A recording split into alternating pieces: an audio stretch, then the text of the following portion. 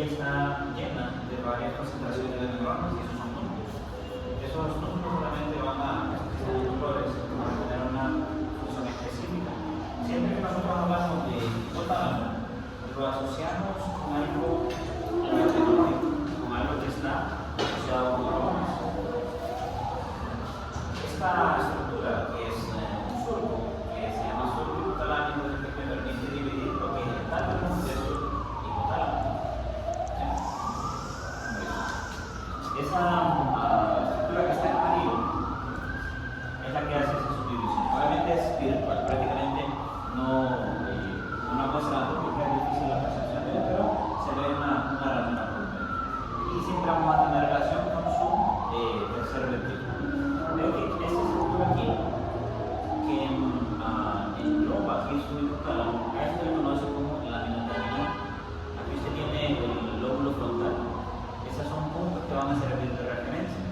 Esta lámina terminal, en este punto, en su parte más ascendente, hay un agujero que se conoce como agujero interventricular o de Morrow. Ese que hemos estado definiendo como un límite en las estructuras propias de su encéfalo, pero aquí un poquito más para el hipotálamo. Inferiormente, usted va a tener el quiasma óptico y este punto, que lo vamos a ver en el tercero, se conoce como comisura, una comisura anterior. Esas comisuras siempre son fibras que intentan conectar un hemisferio con otro. Cualquier comisura que usted escuche sirve para eso, para los dos lados. Si usted tiene una comisura anterior, se recuerda que esta es la comisura posterior, esta es la glándula pineal y sus folículos. ¿Okay? Siempre el hipotálamo va a tener mucha asociación con o proximidad con su mesencéfalo. Si nosotros hacemos una amplificación de esa estructura, yo les mencioné sobre eso antes, que se conoce como tuber cinerio, que es esto aquí. Ese tuber cinerio tiene una función particular que es la producción o liberación de histamina. Y la histamina sirve para mantenerlo a usted en vigilia, no para mantenerlo despierto. ¿Okay? Esto se va a encontrar prácticamente en la región más ventral de su hipotálamo. Si usted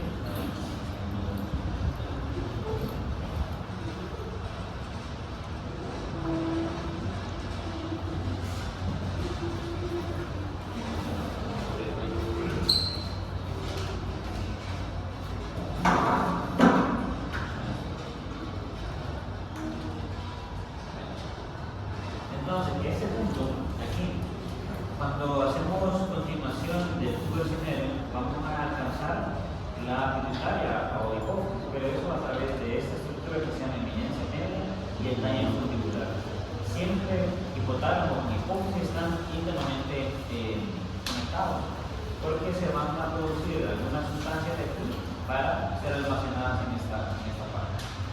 En eso por lo menos a destacar sobre el tuber cinerio, que sería esta estructura, que aquí está amplificada.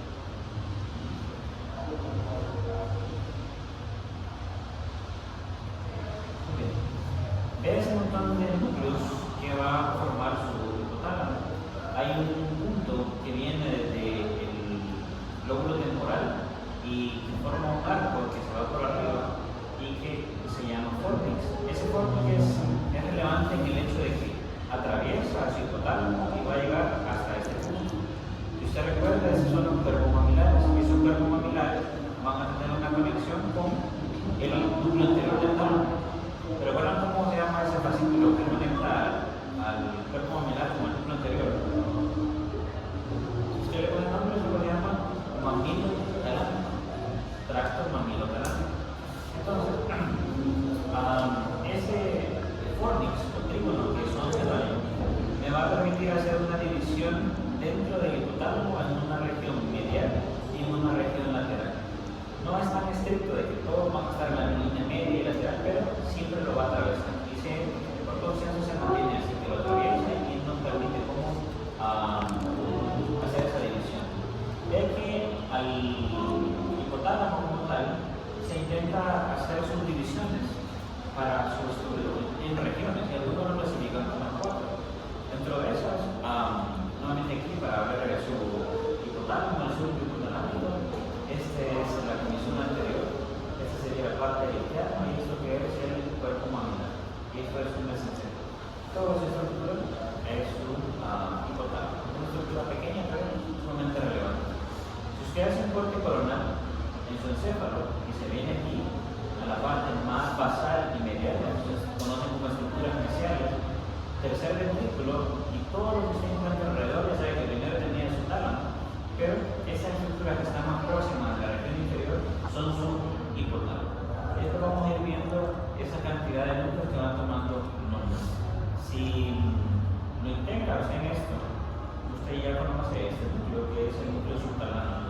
sirve para actividades motoras. Aquí está el tercer ventrículo y este que está lateralmente es el hipotálamo con los cuerpos nominales. Ya que vamos integrando prácticamente todas las estructuras de su diencero. Siempre yo les he mencionado que el hipocampo sirve para formar memoria, memoria de corto a largo plazo. Aquí se ubica en una visión lateral al lóbulo temporal, en la profundidad de donde tiene esta estructura que se llama hipocampo. Ese hipocampo va a mandar una fibra. El hipocampo mide más o menos entre 4 a 5 centímetros, uno de cada lado. Se tiene hipocampo derecho e izquierdo, que en esta imagen está en esta parte. Este es el hipocampo, pero una vez que llega a la región más dorsal del cuerpo calloso, este punto aquí, se continúa con el fornix. Y ese fornix se conoce como fornix o trígono. Si usted continúa ese fornix, va a irse a la región más anterior, va a pasar todo el hipotálamo y llegar a terminar en los cuerpos mamilares. Por eso es que siempre se ha asociado a los cuerpos mamilares y al núcleo anterior del tálamo, por su tracto mamilo-talámico, con memoria y con emociones, porque tiene conectividad con el sistema límbico. ¿Okay? Esto obviamente le vamos a hacer más detalle en el tercer parcial. Esta es la amígdala cerebral. Eso sirve para mecanismos de temor, miedo, ira, entre otras estructuras. Si usted nuevamente tiene un corte coronal, usted va a encontrar el tercer ventrículo aquí y toda esta cantidad de núcleos están subdivididos por esta estructura, que ese es su fornix o trígono. De que eso nos va a permitir hacer núcleos mediales y estos núcleos laterales. ¿Okay? Eso es lo que vamos a intentar definir. ¿Cuáles son algunos de ellos? Esto está en blanco para distinguirlo mejor, pero vea todos los núcleos que puede tener o en la parte medial o en la parte lateral. Son bastantes, pero vamos a destacar los que tienen una función bien específica. Tome en consideración que algunos de ellos están prácticamente compartidos. Vea que en la zona medial y en la zona lateral tiene el pleótico, tiene el supraquiasmático y otros que sí son propios de él. Si analiza esto, por lo menos algunos textos intentan subdividir la región en una región preóptica que está delante del quiasma, eso se conoce como preóptica y son como curvas. Una región que se le conoce como supraquiasmática porque es el quiasma óptico. Hay una región que se le conoce como tuberal por el tubero cinereum y son todos los núcleos que van a estar encontrándose en un corte en una región superior, o la región mamilar por el cuerpo mamilar. Pero esa división casi no tiene algún tipo de relevancia clínica, pero sí les ayuda como por lo menos a distinguirlos. Yo le dejo aquí, en esa región preóptica, supraóptica, tuberal y mamilar, algunos de los núcleos que se pueden encontrar en ese punto. Mi objetivo es que los sepamos distinguir y le atribuyamos alguna función particular. Vea que hay una porción que se conoce como lateral y eso incluye únicamente ese núcleo que se conoce como lateral. Pero veamos en materia. Vea que siendo un corte escrotal, este es su hipotálamo, aquí es donde va a encontrar esa gran cantidad de núcleos. A eso se le conoce como núcleo preóptico. Vea que ahí hay dos. Esos núcleos preópticos no es que están delimitados por la lámina terminal que le mostré en la primera diapositiva, sino que a veces se puede extender hacia la región del lóbulo frontal, hasta esta parte. Hay un núcleo preóptico que es medial y otro que es lateral. Para cualquiera de estos usted va a tener aquí numerados 1, 2, 3, cada uno de los núcleos que vamos por lo menos a distinguir.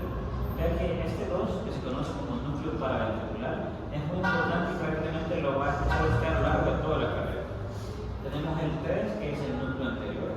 Este núcleo se le conoce como supraóptico. Aquí no está distinguido o señalado, se conoce como supraquiasmático. Después nos vamos a esta región que es la tuberal, en donde hay un dorsal, un dorso medial y un ventral. Y la región más posterior, con el mamilar y el núcleo que se llama así posterior. Al fondo, no sé si usted ve una estructura como que ese es el núcleo lateral. Ese núcleo lateral es sumamente extenso, va prácticamente en toda esa estructura. Si usted analiza con mayor profundidad, usted va a encontrar otro núcleo que no estaba señalado en la diapositiva previa, que se le conoce como núcleo periventricular. ¿Por qué? Porque está asociado, está alrededor del ventrículo. Aquí por lo menos distingue más ese núcleo preóptico medial.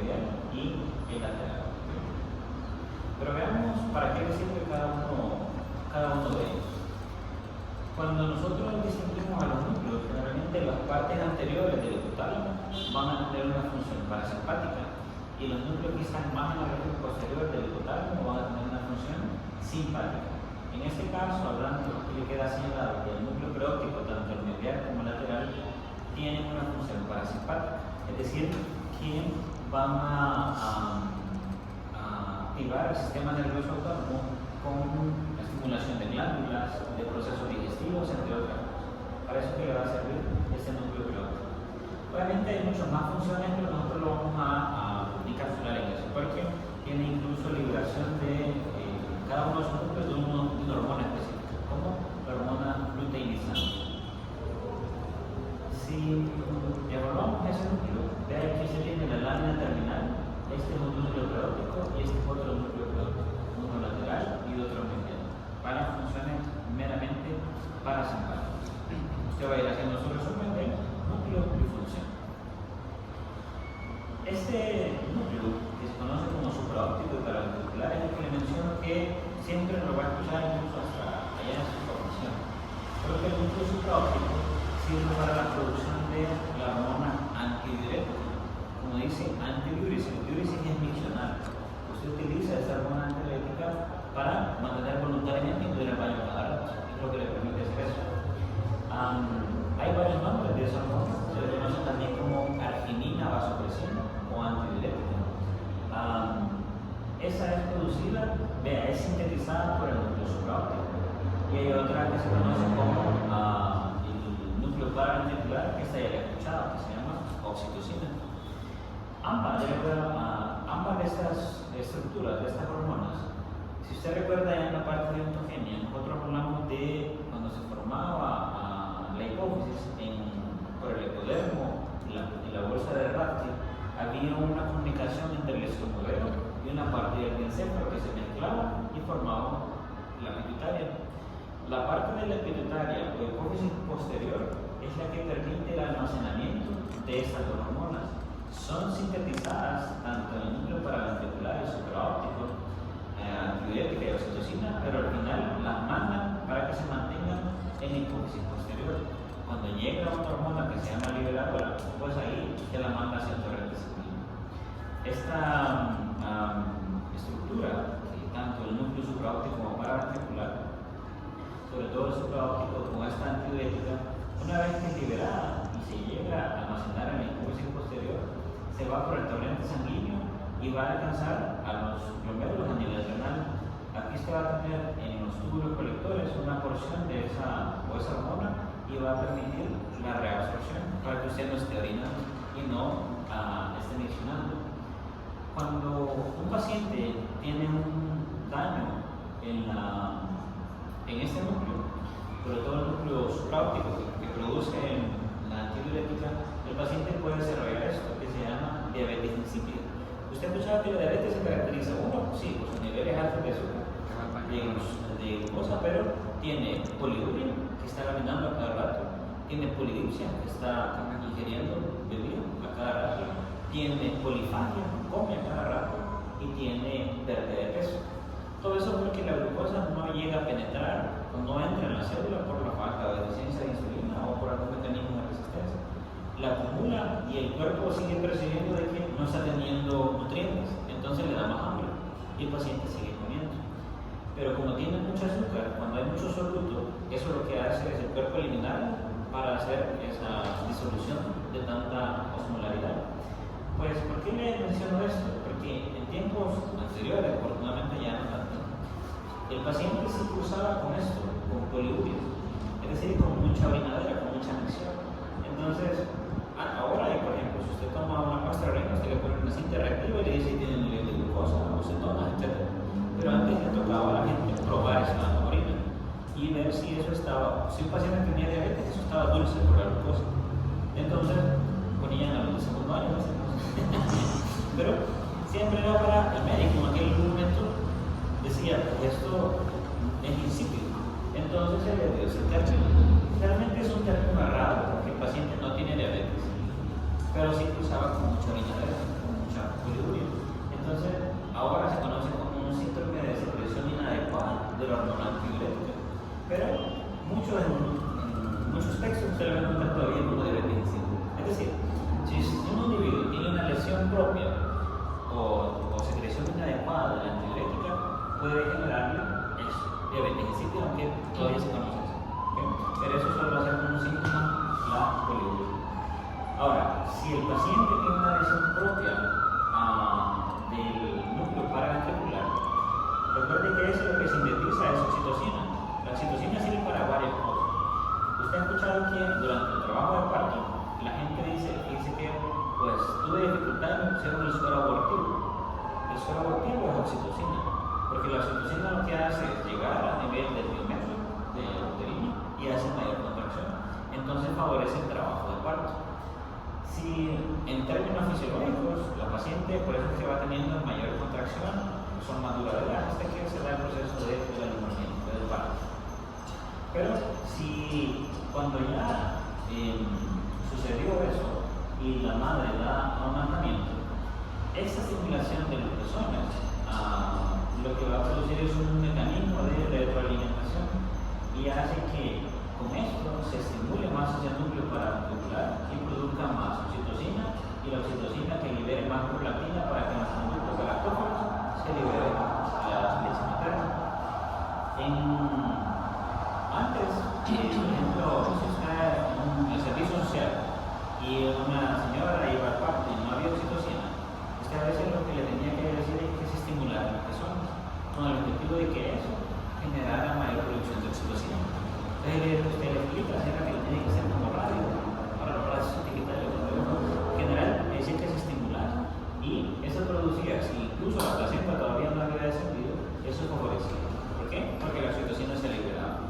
Ahora, cuando no está asociado a procesos de embarazo, de parto y de amamantamiento, la oxitocina también le sirve a nosotros, incluso nosotros los varones producimos, pero en la mujer tiene un área que produce más oxitocina, y la oxitocina es una hormona que le produce sensaciones de placer, pero también produce apego. Entonces, cuando por ejemplo en las relaciones, como la mujer tiene una estructura de mayor tamaño, produce más oxitocina, y por eso que inicialmente, ahora ya no mucho, pero genera mucho más apego en la mujer que el hombre, y eso explica una circunstancia, pero eso depende. Como sirve para también momentos placenteros, cuando hay alguna situación que a usted le genera eso, comida, relaciones sexuales, buenas calificaciones, etc., también puede producir oxitocina. ¿Okay? Entonces tiene múltiples funciones, pero siempre se le conoce como la hormona de la apego. ¿Okay? Si se daña el núcleo paraventricular, entonces va a tener deficiencia de eso y puede ser algunos problemas de desensibilización en la mujer o en el hombre.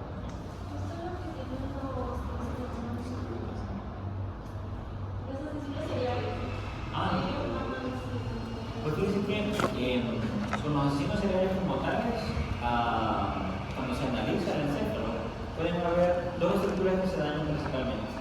Y uno es la parte prefrontal y otra es la amígdala. La amígdala tiene muy poca capacidad de liberar oxitocina, pero cuando ese individuo hace cuestiones repetitivas que le generan placer, lo primero que libera es más dopamina, pero puede estar implicada la oxitocina, porque siempre que lo hace, la libera, y eso el cerebro lo determina como algo bueno, aunque para la sociedad no. Pero puede ser vicioso también. Exacto, siempre que usted genera tanta dopamina y oxitocina, por ejemplo en esas etapas iniciales del amor, del enamoramiento, pero eso es como una adicción. Si usted agarra un fármaco inicialmente o una droga, le va a generar ese tipo, porque genera tanto, principalmente la dopamina genera más adicción, pero la oxitocina también puede generar mucho apego a él. Te ve esos documentales de personas que son dependientes de fármacos o alguna droga, por más daño que sea en el cuerpo, siempre lo sigue buscando, porque el cerebro le sigue para recuperar. Pero eso ya te lo tengo. O sea que se puede dar en el caso en que el cuerpo no produzca la oxitocina naturalmente. La puede buscar usted. El cerebro siempre le va a estar buscando algo que le guste. Por eso es que lo prohibido es placentero. Es placentero. Esas cosas que son así para, por ejemplo, que son de riesgo. Por ejemplo, deportes extremos, usted dice, pero yo no lo haría. Pero la gente una vez que lo hace, generó tanta liberación de esa neurotransmisores que lo vuelve a hacer o busca algo más peligroso. Y así va como un mecanismo. Pero sí, el encéfalo por rato no es tan inteligente en ese sentido. Muy bien, entonces eso con las dos cosas, ¿verdad? Recuerde que ese con el anterior, con la antidiurética y con la oxitocina. Ese núcleo que se conoce como núcleo anterior es este aquí. Aquí tiene el paraventricular y este es el anterior. Usted lo va a asociar principalmente como un termorregulador, es decir, que cuando usted tiene calor, ese núcleo se va a activar y usted va a hacer mecanismos en su organismo que le ayuden a liberar o disipar ese calor. ¿Okay? Vea que también es un centro para la sed. Si hay mucho calor, le va a dar sed. Como es un núcleo anterior, también se conoce como un núcleo parasimpático. Después ya hablo de este núcleo supraquimático, pero con este núcleo anterior, por ejemplo, usted ha escuchado que siempre el termostato que usted tiene en su encéfalo es el hipotálamo, y exactamente es el núcleo anterior. Cuando usted tiene, nuestras células se definieron, o por lo menos se establecieron como un punto de organización que a 37 grados funcionan bien. Pero otras especies, por ejemplo, los roedores, etcétera, o anfibios, puede ser que a los 34 ellos funcionan mejor, pero los anfibios pueden llegar hasta 32 y sus células funcionan así bien. Pero nuestro cuerpo se definió aquí, ese set point estaba en 37. Si por cierta situación aumenta la temperatura, pues eso lo va a percibir este termostato a nivel del núcleo anterior y va a mandar fibras que van a alcanzar centros respiratorios y llegar hacia músculos de respiración. ¿Usted ha visto cuando un individuo, o mejor dicho, los cachorros, cuando tienen calor, qué es lo que hacen? Cadenan, ¿verdad? Hacen eso. Nosotros hiperventilamos, porque de esa forma liberamos CO2 y eso es producción de calor. Entonces, por eso es que esa conexión viene entre centros respiratorios hasta a nivel pulmonar. Pero si usted sigue esas fibras que vienen del núcleo anterior, van a alcanzar por vía simpática a la glándula sudorípara. Cuando llega a la glándula sudorípara, produce ya por eso su sudoración. Cuando tiene eso, usted se siente como. Yo lo vi cuando estaba ahí sudando. Pues eso es porque tuvo un mecanismo principalmente de aumento térmico y después para compensar eso él tuvo que causar esto de transpiración.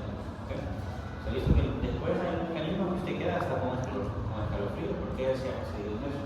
Pero en ese control fisiológico va o a activar los músculos de la respiración o llega a glándulas sudoríparas o a los vasos sanguíneos para causar vasodilatación. ¿Y eso que a veces uno suda en frío?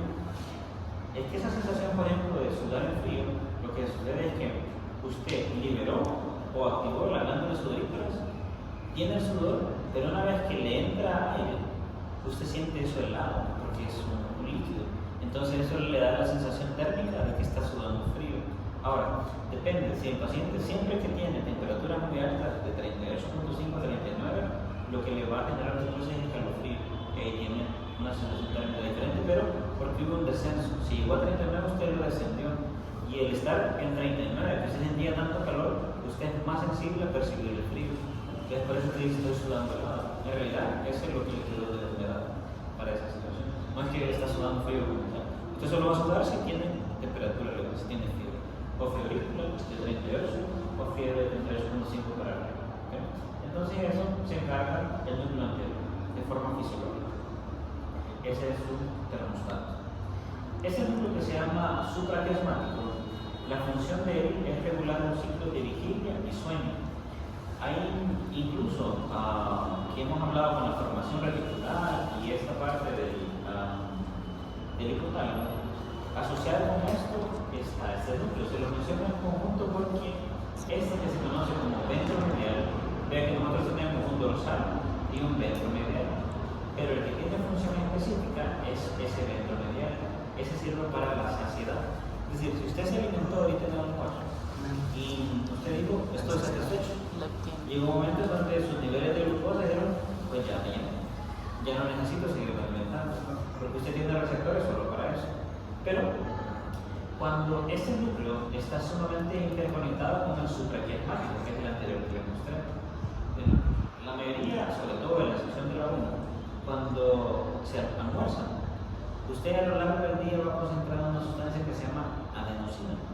Esa adenosina, si la va acumulando, le va a dar sueño. Cuando llega el almuerzo y usted acumuló más, y usted tuvo activación del núcleo ventromedial, que es para la saciedad, ese se interconecta con el supraquiasmático.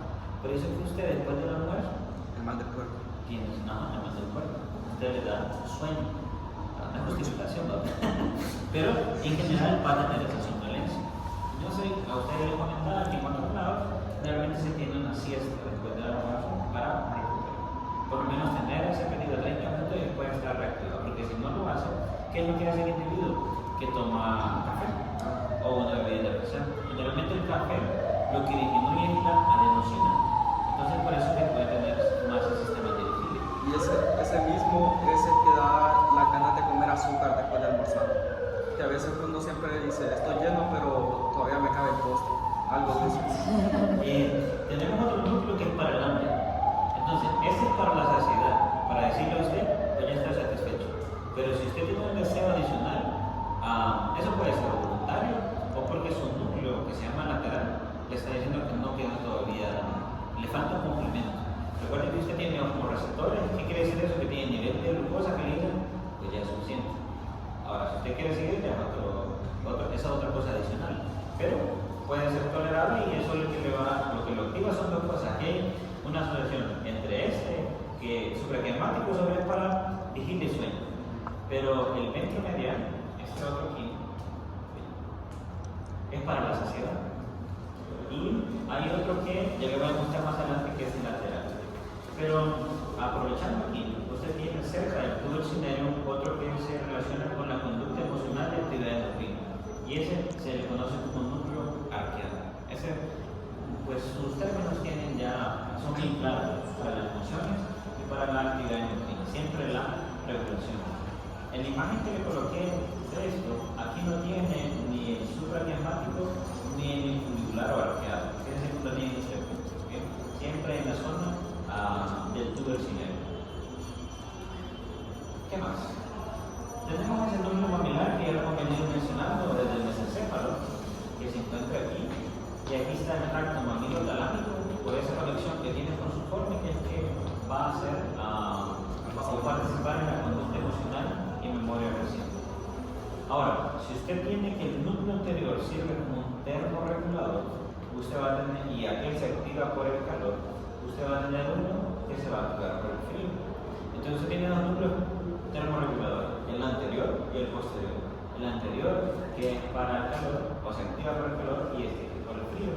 Si usted viene a esta imagen, donde tiene el núcleo posterior que son esas fibras verdes, cuando usted tiene frío, se va a ir a los músculos. ¿Qué es lo que usted va a hacer? Templar. Para generar más calor. ¿Okay? O va a generar vasoconstricción para poder llevar un poquito de calor. Entonces, esos mecanismos son propios definidos por el núcleo posterior. Por eso dicen que cuando uno tiene frío no hay que hacer esto. No, si hace esto le va a dar más, es decir, le va a generar un poquito, la fricción le genera calor. Entonces, por eso que no se acurruca y hace todo eso. Pero no es que sea malo. Que yo he escuchado algo como más temático, por ejemplo, que era que la sangre como que coagulaba y uno hacer así, hacía que siguiera circulando, entonces que no se produzca el calor. Lo que hace el sistema es, por ejemplo, cuando hay mucho frío, es decir, usted puede tener un frío en la actual, siempre, pero ya en la temperatura extrema, generalmente lo que va a hacer su organismo es proteger sus órganos vitales. Se va para su cerebro, a riñones, corazón, etc. Pero la piel no es tan importante para él. Entonces usted va a sentir mucho frío aquí, pero va a mantener su circulación. Por eso es que usted va a hacer este mecanismo. Pero no es que produce un mecanismo de estasis, es decir, de lentificación de la circulación, y le va a producir un dolor. Esto que hace aquí de hipertermia maligna, por si usted ve, cuando vaya a saber, usted va a decir qué es eso. Generalmente cuando un paciente va a una cirugía, si le pone un anestésico, el paciente puede llegar a tener hasta 40 grados de temperatura y eso puede generar una convulsión. Así se llama la enfermedad hipertermia maligna y eso se da por sensibilidad a anestésicos. Eso usted no lo sabe hasta que le ponen el anestésico. Uy, no. Una vez pueden hacer la prueba de la bombita. Se puede, no hay prueba como de penicilina, pero hay marcadores genéticos que dicen que, obviamente, si usted tiene un marcador de temperatura, va a cirugía y se va viendo que eso se va disparando. ahí le van a poner paracetamol y travenoso. O medios térmicos, echarle agua, hielo, etc. Porque llega a carente. Y eso es peligroso. Si le llega, por eso es que los niños cuando tienen temperatura alta, convulsionan. Porque el cerebro no hay que hacer y un mecanismo de protección es la convulsión. Aunque no lo protege de más. Usted lo va a ver cuando está en emergencia de pediatría, que le dicen, tiene un síntoma, vaya a baño. Y usted lo mete el chorro para disminuirlo. Pero eso es peor, más bien. Aunque no es un medio tan efectivo como el paracetamol. Bueno, nosotros en práctica médica nos enseñaron que había que bañarlos pero con agua caliente, pero menor a la temperatura que tiene. O sea, no agua helada directamente porque hace un choque de temperatura. Esos cambios drásticos también pueden ser perjudiciales. De hecho, nos mencionaron que el cambio drástico de temperatura, la convulsión que no se le provocó al subir la temperatura, va a provocar el choque de temperatura. O la mamá llega como tiene fiebre, llega sumamente arropada, con guantes, y eso le genera más calor. Entonces, entre más usted equilibre la temperatura, siempre todo en exceso, incluso si un paciente llega a la presión alta y se la baja de un sol, le causa un colapso. Si llega con la glucosa alta y se la baja de un sol, le da un shock. Entonces siempre se hace de forma gradual.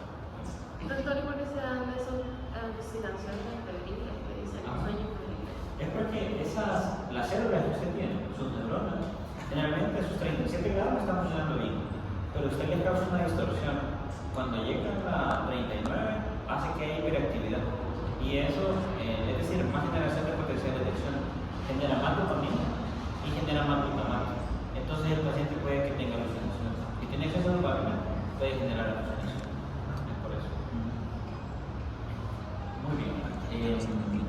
Ya hablamos de este.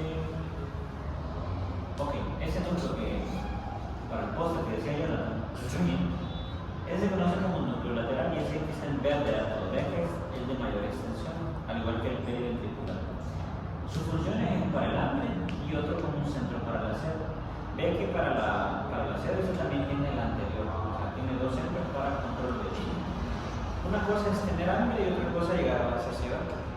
Usted va a necesitar el hambre para cuando llega a sus niveles, dice ya estoy satisfecho, por lo menos usted va a parar el siguiente. A menos que, diga, otro poquito. Sí, otro poquito. Para no dejar de pasar. Entonces es el núcleo lateral. Estas son esto es muy similar a la formación reticular. Su hipotálamo va a tener todas las conexiones alrededor de él.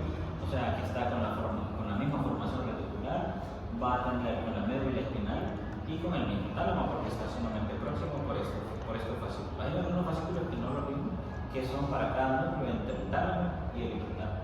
Siempre va a tener ese fornix que va a venir por acá, el fornix es todo esto, para atravesar el hipotálamo y llegar al cuerpo pulmonar y el cuerpo pulmonar llegar al núcleo exterior. Seguimos por lo menos destacando. Esta es una clasificación bien general, pero todavía se mantiene en que los núcleos anteriores son parasimpáticos o funcionalmente son más de activación parasimpática y que los núcleos posteriores son simpáticos. Y usted ya sabe todo el mecanismo de eso, toracolumbar y craneosacral, cada uno de esos núcleos. Al final, prácticamente esto es lo que usted tiene que saber. Este es como su resumen en cuanto que el supraóptico va a ser la síntesis de la arginina o vasopresina o antidiurética, que el paraventricular le va a producir oxitocina, que el preóptico es meramente parasimpático, que el anterior es parasimpático, estimula, es un centro para la sed y es un termorregulador, que únicamente va a responder con el calor. El posterior va a ser, como es para atrás, ya son simpáticos, pero este va a responder al frío de una forma diferente.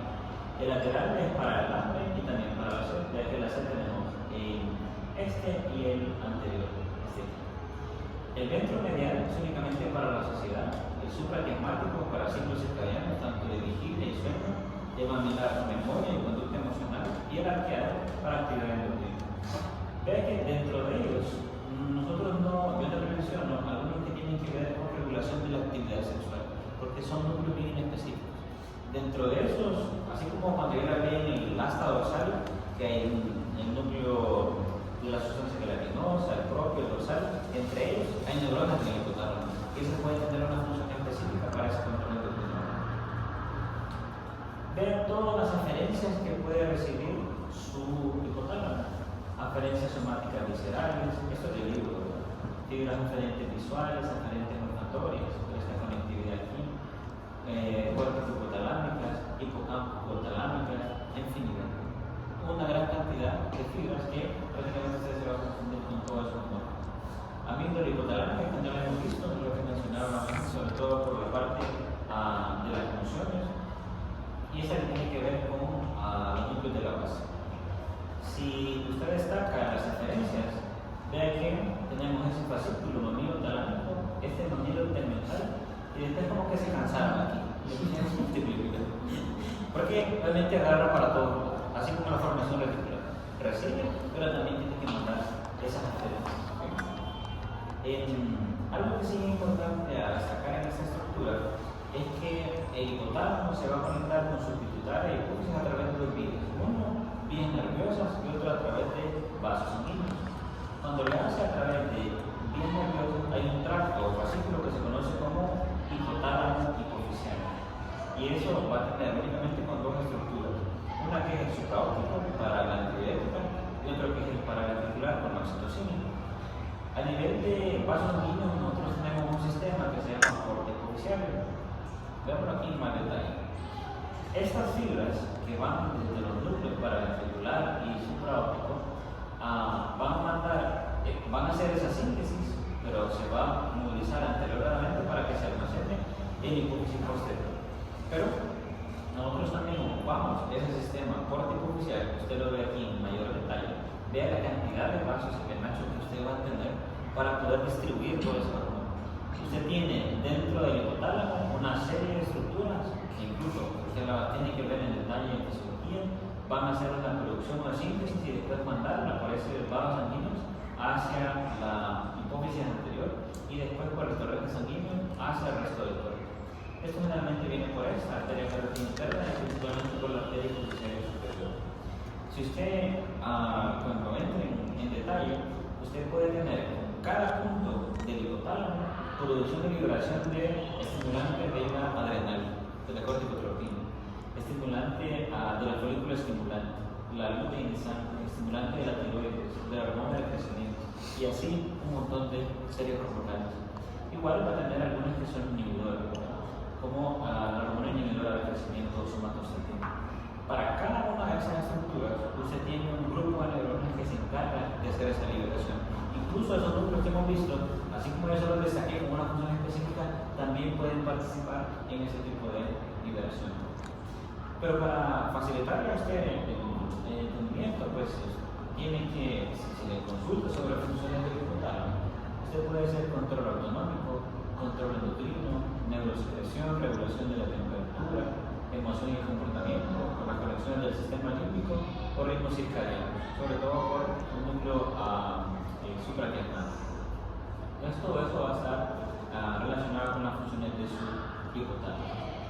Vean nuevamente aquí cómo esa síntesis desde el paraventricular manda esas hormonas y por un mecanismo anterógrado se va a ir de forma descendente hasta almacenarse en la hipófisis posterior. Esa hipófisis posterior va a tener que tener una señal para liberarlo, ella solo la va a almacenar, pero usted, por lo menos, eso sí lo va a tener que ver en detalle más adelante. Dentro de su hipotálamo, usted tiene estructuras que sirven para estimular y liberar a las sustancias que usted ya almacenó en la hipófisis. Es decir, usted puede tener un sitio, y cada uno de estos son sitios hipotéticos en donde hay hormona estimulante de la gonadotropinas, hormona estimulante de la prolactina, hormona estimulante de la tiroides, por ejemplo. Eso va a venir y va a llegar a la hipófisis anterior para que después se vaya hacia el torrente sanguíneo y llegar a su glándula. Vea que el estudio endocrinológico es un momento un poco más complejo. Cuando usted, por ejemplo, le hacen prueba de tiroides, uno puede saber si su problema es de aquí o si es de arriba, porque hay una hormona estimulante de la tiroides, o hay una hormona de la, por ejemplo, la T4 arriba, que esa la vamos a medir a nivel periférico. Pero todo eso se puede hacer en cada segmento de la glándula adrenal, en la gónada, en la glándula mamaria o en tejidos de crecimiento. Entonces, a nivel bioquímico podemos saber si esa reacción está aquí o si está más arriba. ¿Okay? Entonces ahí se considera. pone un poco más complejo la situación. Mi objetivo aquí es que usted sepa que nosotros tenemos localizaciones de estimulación de cada uno de esos segmentos, de la adrenal, de la tiroides, de la gorda, de crecimiento, y después se va a desplazar hacia algún segmento del hipófisis. El hipófisis va a mandar por esa estimulación, aquí está almacenada para cada una de las glándulas, así que se haga su función. Nuevamente destacándole que su hipotálamo tiene ese punto de regulación a los 37 grados y que dependiendo con el núcleo supraquiasmático que regula, su temperatura puede cambiar tanto en el día como en la noche. Generalmente todos los segmentos o todas sus funciones durante la noche descienden y puede haber un poco de menor temperatura. Pero usted tiene mecanismos en su cuerpo, por ejemplo, o para activar o para descender los mecanismos de calor. En el sistema motor, usted puede, para liberar calor, usted se extiende así en la cama para que le entre aire. Pero si usted quiere calor, se adopta una posición fetal. Escalofríos que ya mencionamos para producir calor, o conductas motoras, de estarse moviendo, de estarse flotando para producir eso. ¿Qué pasa con el sistema nervioso autónomo? Usted puede causar diaforesis o sudoración para liberar, vasodilatación para liberar, o vasoconstricción y hipererección para mantener el calor. Hay ciertas hormonas o glándulas que me ayudan si yo necesito, por ejemplo, producir calor, hormonas de la tiroides.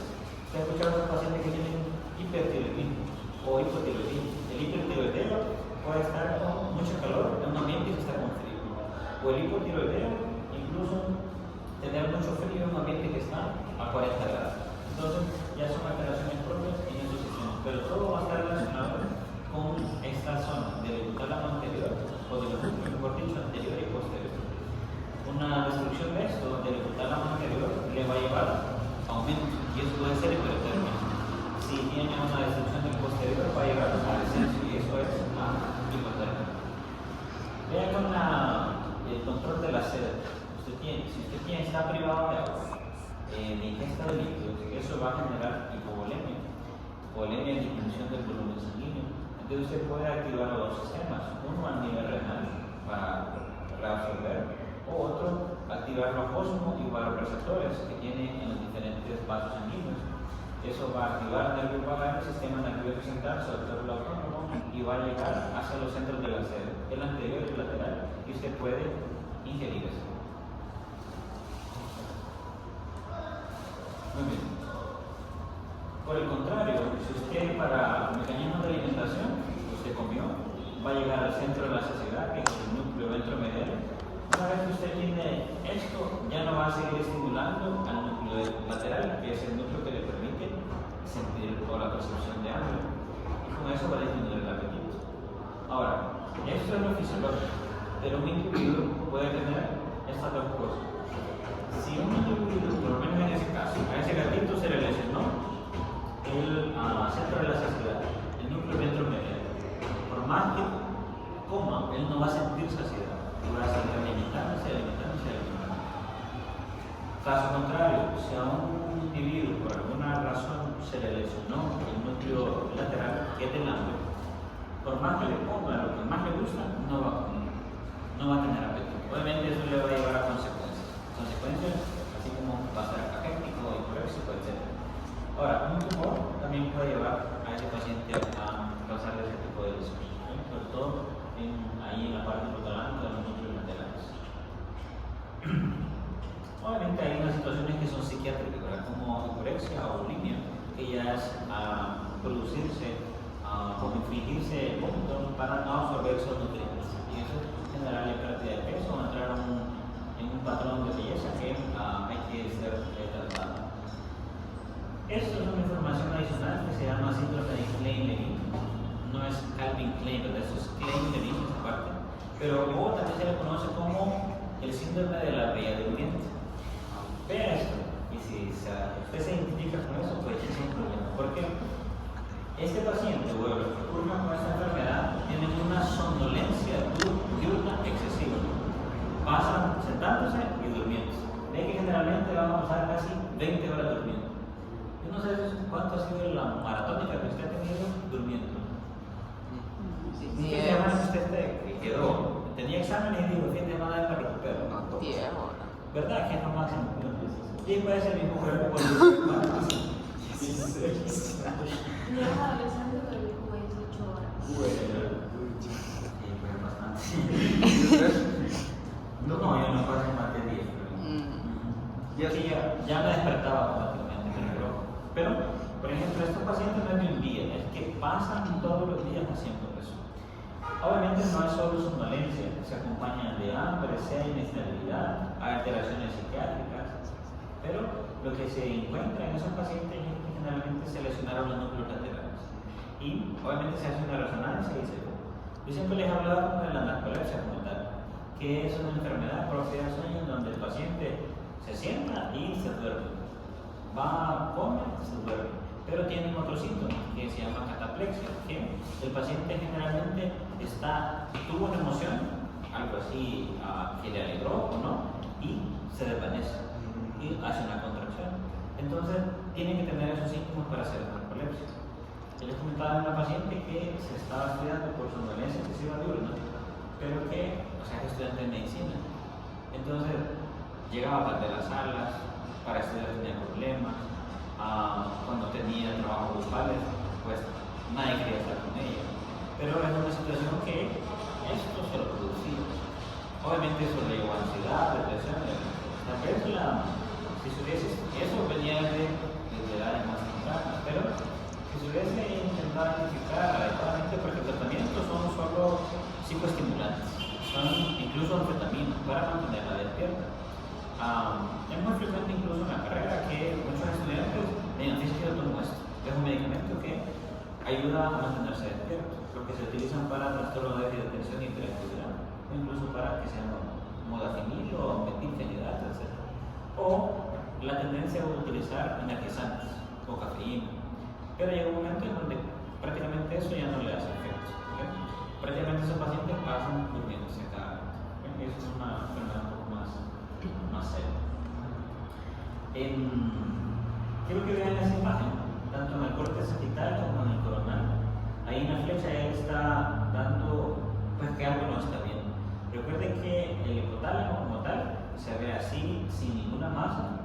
Esto es una masa, es un tumor que es del vaso sanguíneo, se llama maratoma hipotalámico. Esta es otra en el corte coronal. Ese paciente por lo menos desarrolló eso. ¿Por qué le muestro eso? Porque vea esta paciente y me dice que le llama la atención.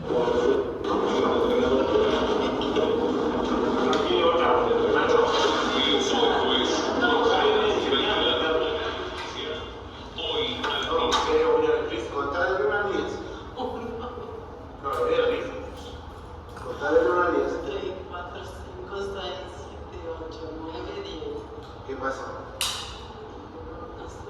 ¿No te acordás de nada? ¿No te acordás de nada? ¿Qué te reías? ¿Algo más? ¿Qué estabas haciendo hace un ratito? Bueno. ¿Qué es esto? Vean el siguiente.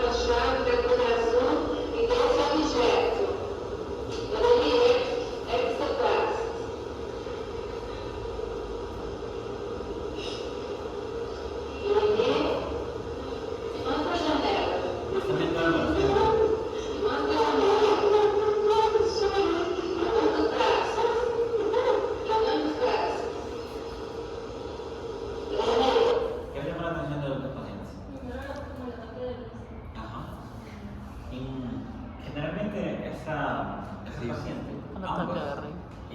por eso que tiene un montón de electritos, tienen electrodos, se les está haciendo ese video de transicólogo.